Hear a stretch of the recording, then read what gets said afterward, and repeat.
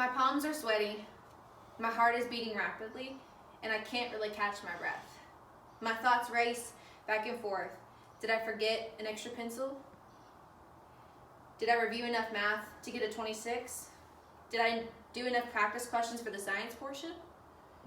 Did I read enough literature for the English? This is what my ACT test day looked like, riddled with anxiety, stress, worry about a score that would determine what college I got to go to.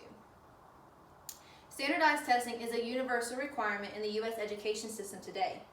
Tests are based on standards that are taught in public schools all across the country and give rankings to these schools based on their scores and the core subjects. I was in public schools all of my life, and I, in high school, got to go through the Common Core standards and have the rituals of enduring and learning the standards and taking the standardized tests every year. Today, I'd like to explain some of the harmful consequences of standardized testing and why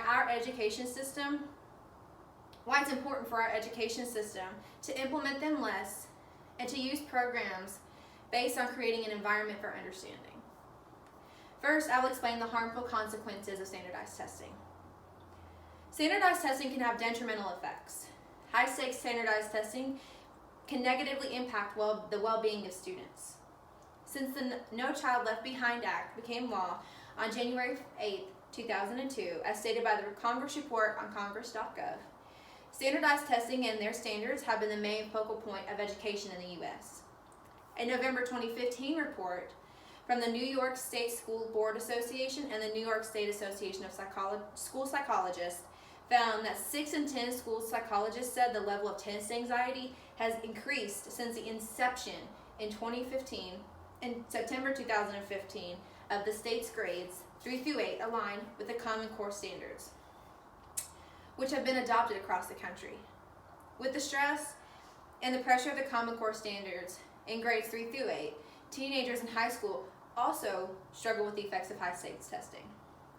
According to the February 11, 2014 report of the American Psychological Association, Stress Habits in America, Are Teens Adopting Adult Stress Habits? States that teens report that their stress level during the school year far exceeds what they believe to be healthy, which is a 5.8 versus a 3.9 on a 10-point scale.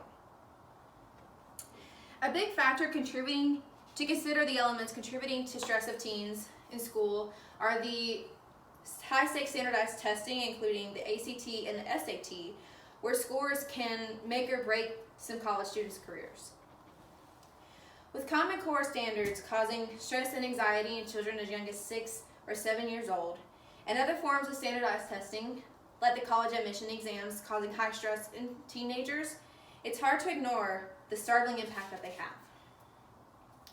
Standardized testing measures performance, not knowledge or quality of education. The No Child Left Behind Act was meant to help academic achievement of the disadvantaged youth. However, in Vicky Abell's book, Beyond Measure, Rescuing an Overscheduled, Overtested, and Underestimated Generation, she states it created one narrow set of things to learn and one way to learn them, all in one uniform pace. Standardized testing and narrow standards develop narrow set of skills in students.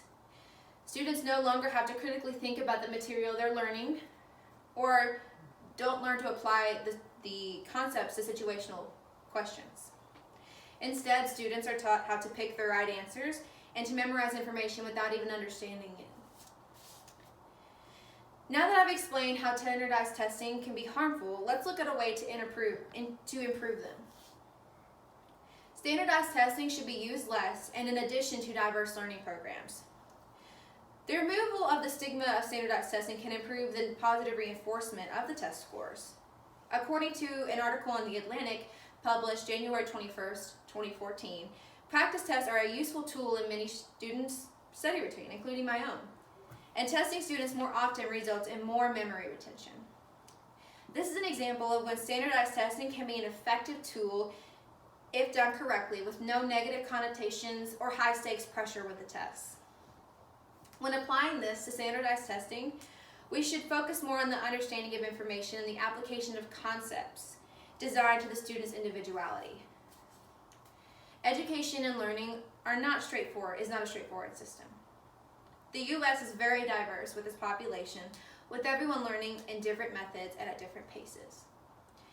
In general, there are 4 types of learners: auditory, visual, kinesthetic, and reading and writing. And many people are combinations of one or more of these learning situations. For example, I myself am mainly a kinesthetic learner and need to physically do or feel something in order to fully understand the concept. This makes subjects like history a little bit harder for me because it's hard to touch or to reenact, say, like the War of 1812.